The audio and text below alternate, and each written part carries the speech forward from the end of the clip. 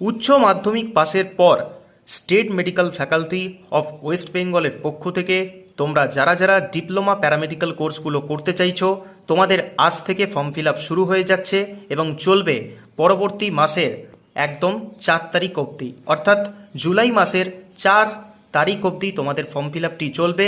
600 টাকা করে ফিজ তোমাদের রাখা হয়েছে, 200 টাকা করে তোমাদের রেজিস্ট্রেশন ফিজ ফর কাউন্সিলিংয়ের জন্য রাখা রয়েছে। এবং কোর্স কতগুলো করা হয় যেটা তোমরা অনেকেই জানতে চেয়েছো বা অনেকেই যেটা তোমাদের মনে কোশ্চেন থেকে থাকে, তো সেই জিনিসটা দেখো তোমাদেরকে দেখিয়ে দিচ্ছি। টোটালে তোমাদের 13টা কোর্স থাকে এবং এই state medical faculty of West বেঙ্গলের পক্ষ থেকে যে এন্ট্রান্স এক্সাম হয়, সেই এন্ট্রান্স এক্সাম 13/7 তারিখে রাখা রয়েছে, অর্থাৎ 2025-এর জুলাই মাসের 13 তারিখে তোমাদের 10টা থেকে 1টা অবধি তোমাদের পরীক্ষার ডেট দেয়া রয়েছে। পরীক্ষা দেওয়ার পর তোমরা কাউন্সিলিং করানোর পর তোমরা কিন্তু এই 13টা কোর্সের মধ্যে থেকে যে কোনো একটি কোর্স তোমরা করতে পারবে।